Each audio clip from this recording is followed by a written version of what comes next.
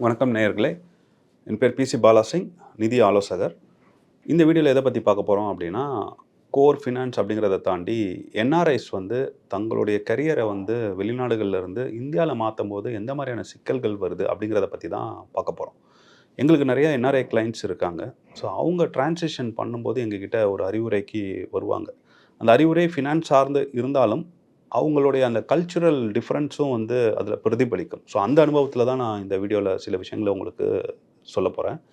NRIs வந்து வெளிநாடுகளில் வேலை செய்துட்டு இந்தியாவுக்கு வரும்போது அவர்கள் எதிர்கொள்கின்ற மிக முக்கியமான பிரச்சனை அப்படிங்கிறது வந்து ஒர்க் பிளேஸ் கல்ச்சர். ஏன்னா வெளிநாடுகளில் வந்து பார்த்திங்கன்னா, சரியான நேரத்துக்கு அலுவலகத்துக்கு வருவாங்க. சரியான நேரத்துக்கு அலுவலகத்துலேருந்து வெளியில் போயிடுவாங்க. 5 மணிக்கு அலுவலகம் விடுதுன்னா 5 மணிக்கு வெளியே போயிடுவாங்க. ஆனா இந்தியால வந்து இன்னும் அந்த நிலைக்கு நம்ம வந்து வரல அப்படின்னு சொல்லலாம்.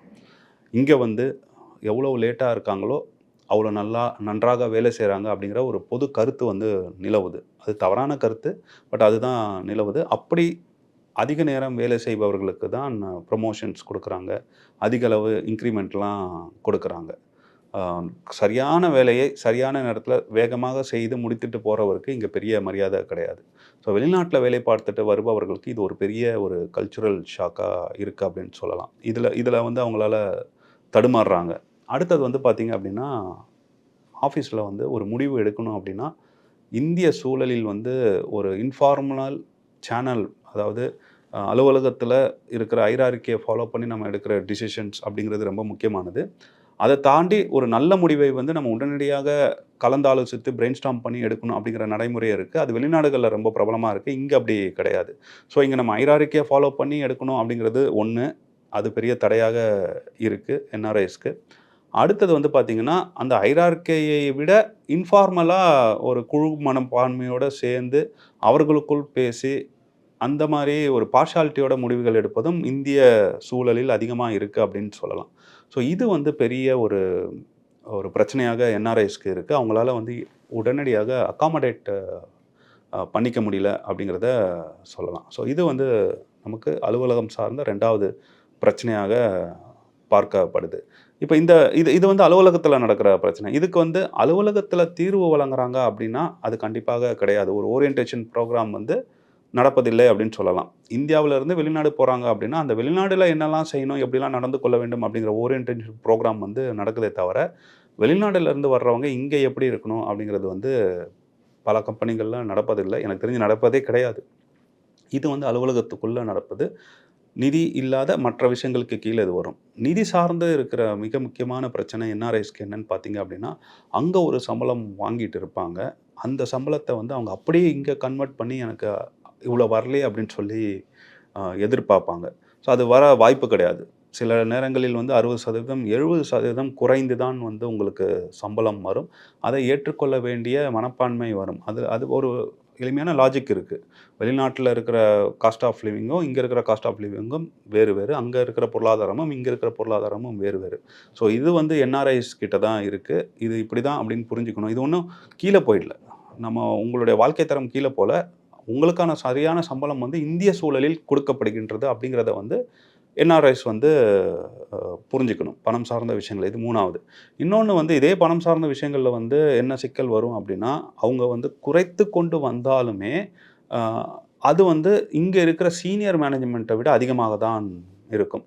அது வந்து இன்டர்னல் பாலிடிக்ஸ்க்கு பெரிய அளவுல வழிவகை செய்கிறது அப்படிங்கிறத நாங்க பார்க்குறோம். நாங்க வந்து கலந்துரையாடல் பண்ணும்போது, அது ஒரு சிக்கலாக இருப்பதாக நாங்க அவனிச்சிருக்கோம். ஏன்னா, அங்கருந்து நீங்க 60% 70% கீழ வந்தாலும், இங்க இருக்கிற ஒரு டாப் லேயர்ல இருக்கிறவங்க, டாப் லேயர் அப்படிங்கிறத தாண்டி, நீங்க பார்க்குற அதே லேயர்ல வந்து இருக்கும் ஒருவர் வந்து கண்டிப்பாக உங்கள விட குறைவாக சம்பளம் வாங்குபவரா தான் இருப்பாரு.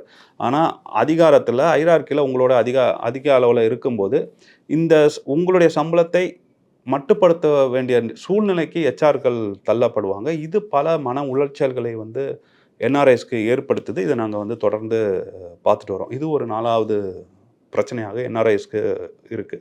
5வது வந்து பார்த்தீங்கன்னா, அலுவலகத்த விட்டு கொஞ்சம் வெளிய வந்துடுவோம். என்ன அப்டின்னா, நீங்க அலுவலகத்துக்கு போயிட்டு வர்றதே இங்க ஒரு பெரிய பாடு. இந்தியாவுல வந்துட்டீங்க அப்டின்னா. நீங்க வெளிநாடுகள்ல இருந்தீங்கன்னா, மெட்ரோவ பயன்படுத்துவீங்க. அமெரிக்கா போன்ற நாடுகள்ல இருந்தீங்கன்னா, கார்ல கூட போயிட்டு வருவீங்க. நேரத்துக்கு போலாம். ஒரு சொன்ன நேரத்துக்கு போயிரலாம். ஆனா இந்தியாவுல வந்து அப்படி கிடையாது. நீங்கள் அலுவலகத்துக்கு போயிட்டு வரணும் அப்படின்னாலே அதே ஒரு பெரிய போர்க்களம் அப்படின்னு சொல்லலாம். நீங்கள் ஒரு 2 மணி நேரம் 3 மணி நேரம் ட்ராவல் பண்ணுற மாரி இருக்கும் ஒரு நாளைக்கு. அதுவும் டிராஃபிக்கில ட்ராவல் பண்ணுற மாரி இருக்கும். ஸோ இது வந்து அலுவலகத்துக்கு வெளியே இருக்கிற ஒரு பெரிய சிக்கலாக நம்ம பார்க்கலாம். அதுக்கப்புறம் இன்னுமே வந்து ஒரு மைண்ட் செட் இருக்கு. என்ஆர்ஐஸ் இருக்காங்க, வெளிநாடுகள்ல வேலை பார்க்குறாங்க அப்படின்னா, அவர்களுக்கு வந்து பல விஷயங்கள் தெரிஞ்சிருக்கும். பல டாபிக்ஸ்ல வந்து ரொம்ப இன்டலெக்சுவலா இருப்பாங்க. அவங்க வந்து இங்க வரும்போது, அவர்கள் கற்றுக்கொண்டது, அவர்கள் வந்து அ அ அ அவர்களுடைய ஹேண்ட்ஸ் ஆன் எக்ஸ்பீரியன்ஸ் வந்து இங்க புதிய கண்டுபிடிப்பிற்கு புதிய இன்னோவேஷன்ஸ்க்கோ, இல்லன்னா இப்போ இருக்கிற சிஸ்டம உயர்த்துவதற்கோ, ப்ராசஸ உயர்த்துவதற்கோ, பெரிய அளவுல வந்து உதவும் அப்படிங்கிறது வந்து ஒரு பொது கருத்து. அப்படியான எண்ணத்தில் தான் என்ஆர்ஐஸும் வராங்க. தாங்கள் ஒரு மேம்பட்டவர்கள் அப்படின்னு நினைச்சுட்டு வராங்க. அது உண்மையும் கூட, தப்பு கிடையாது. ஏன்னா, ஒரு வளர்ந்த எக்கனாமிலிருந்து வரும்போது, புதிய புதிய சிந்தனைகளுடன் வருவாங்க. அத வந்து இந்திய சூழலில் நம்ம கண்டிப்பாக பயன்படுத்தி பயன்பெற வேண்டும்.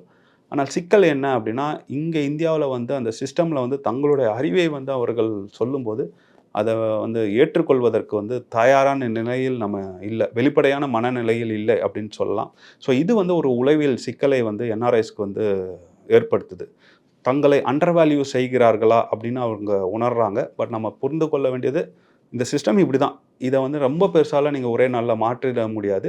இந்த சிஸ்டம்க்குள்ள வந்து அக்காமடேட் பண்ணி உங்களால் இயன்ற மாற்றங்களை நீங்க செய்யலாம், முயற்சிக்கலாம் அப்படிங்கிற அளவுல புரிஞ்சுக்கிட்டீங்க அப்படின்னா, இந்த சிக்கல்ல இருந்து நீங்க தவிர்க்கலாம். 6வது பாயிண்ட்டாக நான் இத சொல்ல விரும்புறேன். ஸோ சிஸ்டம மாத்தணும் அப்படிங்கிறது இது 6வது பாயிண்டோட தொடர்ச்சி தான். சிஸ்டம மாத்தணும் அப்படிங்கும்போது, நீங்க சிஸ்டமுக்குள்ள போயிட்டு இங்க இருக்கிறவங்களோட மிங்கிள் ஆயிட்டு, அதுக்கப்புறம் இன்ஃப்ளூயன்ஸ் பண்ணி நீங்க சில மாற்றங்களை செய்யலாமே தவிர, வந்த உடனே செய்யணுங்கிற முயற்சிக்கிறது வந்து ஒரு தவறான நடைமுறை தான். ஸோ 7வது வந்து பார்த்தீங்க அப்படின்னா, வந்த முதல் வருடமே வந்து பரபரப்பா இருப்பாங்க. இதுவும் வந்து ஃபினான்ஸ் சார்ந்த விஷயம், பர்சனல் விஷயம்.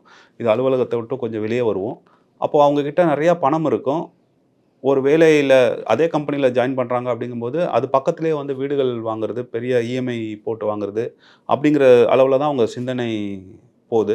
ஏன்னா பணம் இருக்கும்போது நம்ம சிந்தனை அப்படிங்கிறது செட்டில் ஆகணும் அப்படிங்கிறத நோக்கி போகும்போது, இந்த மாரியான தவறுகள்ல வந்து மாட்டிக்கிறாங்க. இங்க வராதவங்களே அங்கருந்து நெறைய லேண்ட் வாங்கணும், நிலம் வாங்கணும் அப்படிங்கிறது தான் முயற்சி பண்றாங்க. அதுவே தப்பு.